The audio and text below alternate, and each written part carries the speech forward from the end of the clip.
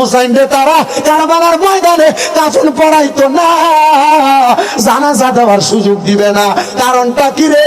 বলে ইমাম হুসাইন দুনিয়ার জমিনে তার নানা মুহাম্মদুর রাসূলুল্লাহ সাল্লাল্লাহু আলাইহি ওয়াসাল্লাম নবীর ইসলাম কায়েম করার জন্য ইয়াজিদ মুনাফিকের হাতে ক্ষমতা তুলে দিবে না, এটাই তার দোষ থাকবে।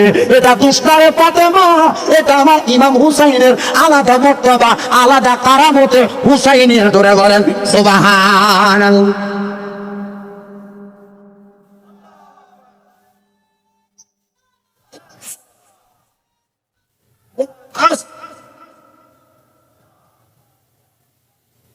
হুসাইনেরই রক্তে গড়া আমাদের ইসলাম, বলেন হুসাইনেরই রক্তে গড়া আমাদের ইসলাম, ইসলামেরই জন্য তিনি দিয়ে গেলেন প্রাণ, বলেন হুসাইনেরই রক্তে গড়া আমাদের ইসলাম, হুসাইনেরই রক্তে গড়া আমাদের ইসলাম, ইসলামেরই জন্য তিনি দিয়ে গেলেন প্রাণ, বলেন ইসলামেরই গেলেন প্রাণ, বলেন ইয়া হুসেন মারহাবা ইয়া হুসেন। হাত তুলে বলেন না ইয়া হুসেন মারহাবা, ইয়া হুসেন মারহাবা, শাহ হুসেন মারহাবা, ইয়া হাসান মারহাবা, ইয়া হুসেন মারহাবা।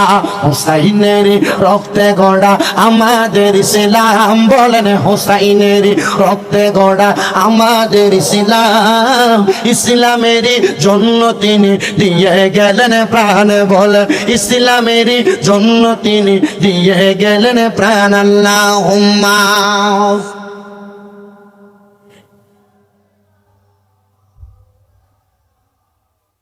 ওয়া আলা আলিহি।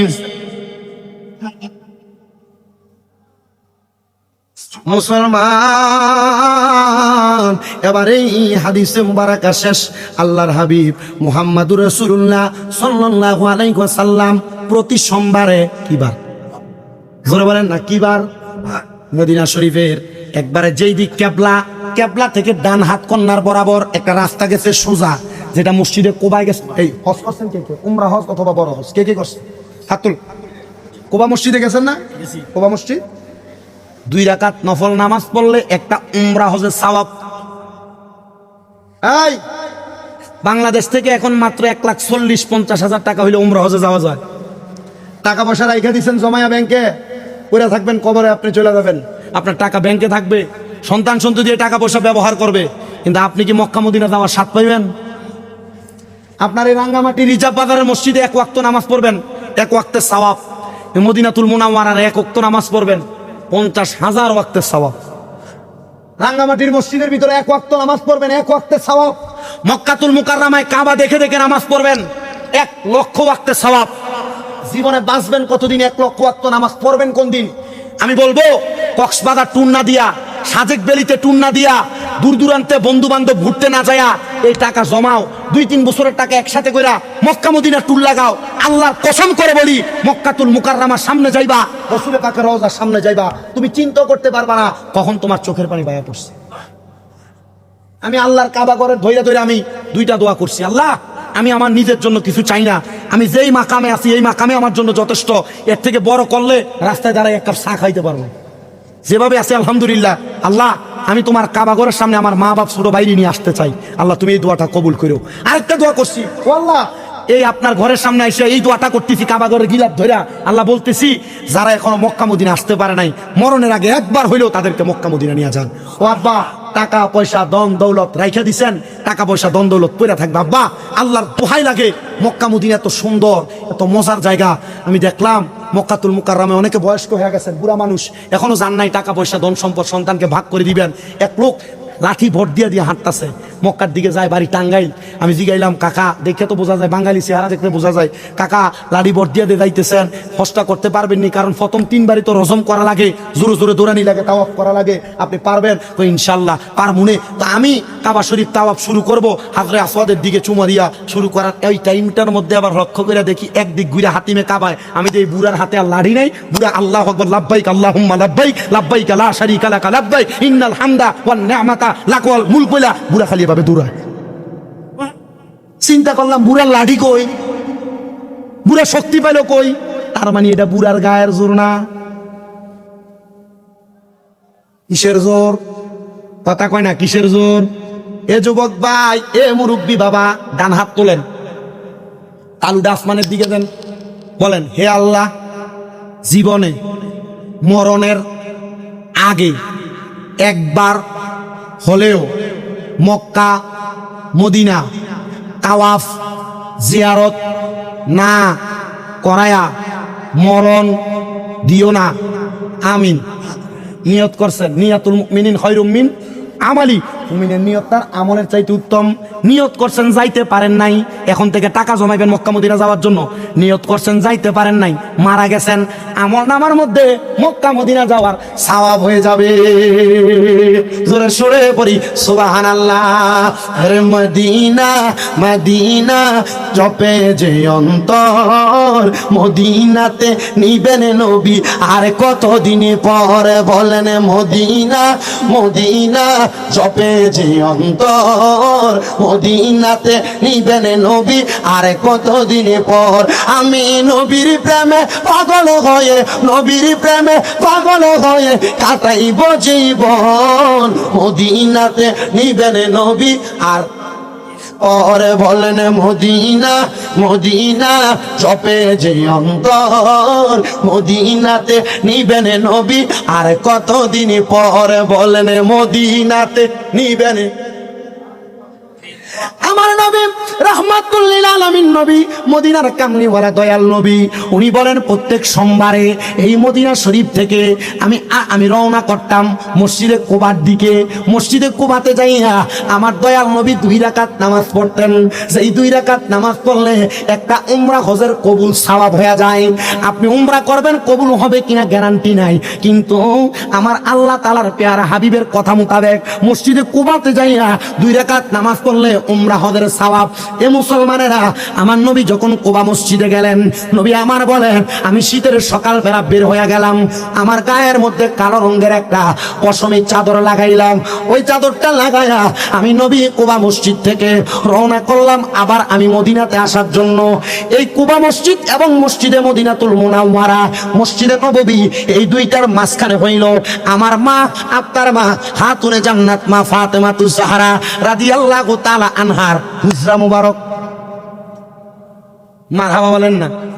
খাতুনে জান্নাতের হুজরা মুবারকের কাছে গেলেন, কারণ বাবারা কন্যা সন্তানদের একটু বেশি মোহাব্বত করে, বেশি মায়া করে, কারণ একটা কন্যা যার ঘরে আছে, আল্লাহ তাআলার পেয়ারা হাবিব বলে একটা জান্নাত তার ঘরে আছে, 2টা কন্যা যার ঘরে আছে, আল্লাহর হাবিব বলে তার ঘরে 2টা জান্নাত আছে, 3টা কন্যা যার ঘরে আছে, আমি নবীর সঙ্গে সে জান্নাতের মধ্যে থাকবে। সুবহান। হে আমার মুসলমানেরা, এই রাঙ্গামাটি এলাকার বাবারা মনোযোগ দিয়ে বয়ান শ্রবণ করবেন। রহমতের নবী বলেন আমার টান লাগলো খাতুনে জান্নাতের জন্য, টান লাগলো ইমাম হাসান ইমাম হুসাইন রাদিয়াল্লাহু তাআলা আনহুমার জন্য।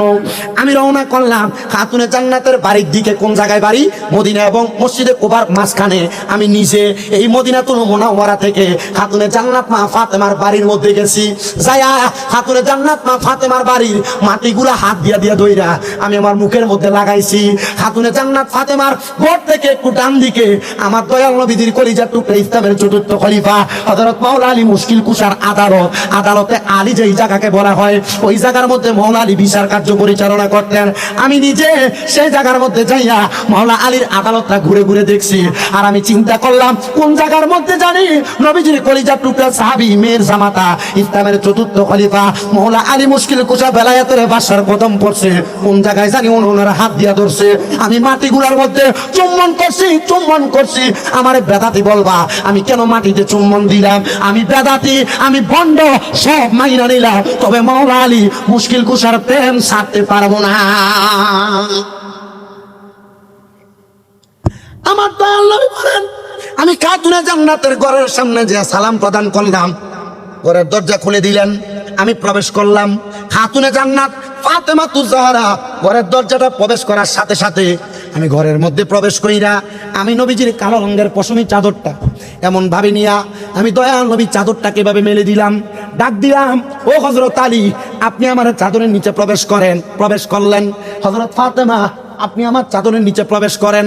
মাঝখানে আমার নবী, ডাইনে হযরত মাওলা আলী, বামে খাতুনে জান্নাত ফাতেমাতুজ জাহরা রাদিয়াল্লাহু তাআলা আনহা। এবার ডাক দিলেন, ও ইমাম হাসান, ইমাম হুসাইন রাদিয়াল্লাহু তাআলা আনহুমা, আপনারা দুইজন প্রবেশ করেন। আমার নবীজি এই পাঁচজন একসাথে হইয়া আল্লাহর দরবারে হাত তুলে দিলেন, আল্লাহুম্মা হাউলাই আহলু বাইতি, আল্লাহ আপনি এদেরকে কবুল করেন, এরা আমার আহলে বায়াত। সুবহান। ও মনোবাই, পাখিতে পাঞ্জাতন, নিরাকারে নিরঞ্জন, এক বস্তুতে দুই রকম বুঝায়। শরীয়তের সঠিক নাম, তরিকতের নাই মোকাম, হাকিকত বুঝিলে মারফত পাইরে মন। পাগলা মনুরাই, ও তুই ডুব দিলি না পাকে দরিয়ায়, ও তুই ডুব দিলি না সুখ খাইলি না এসকির দরিয়ায় রে মনে। পাগলা মনুরাই, ও তুই ডুব দিলি না পাকে দরিয়ায়। ও মনরে, আমার নবীজি সিন্ধু কইয়া মারফতের তালা দিয়া হাসান হুসাইন রাখছে ডাইনে বাই। মা ফাতেমা শিকল হইয়া তালাটা রাখছে আটকাইয়া, স্বামী নিছে আলী মরতু যায় রে মনে। পাগলা মনুরাই, ও তুই ডুব দিলি না পাকে দরিয়ায়। জবান খুঁড়ে জোরে জোরে পড়ি সুবহান। পাক পাঞ্জাতন, নবীজির চাদরের নিচে কয়জন? পাক শব্দের অর্থ পবিত্র, পাঞ্জা মানি পাঁচ, তন মানি দেহ, পবিত্র পাঁচটা। দোয়া করলেন, আল্লাহুম্মা হাউলাই আহলু বাইতি, আল্লাহ এদেরকে কবুল করেন, এরা আমার আহলে বায়াত। আল্লাহ সাথে সাথে আয়াত নাযিল করে দিছে, বিসমিল্লাহির রহমানির রহিম। إنما يريد الله ليذهب عنكم الرجس أهل البيت ويطهركم تطهيرا।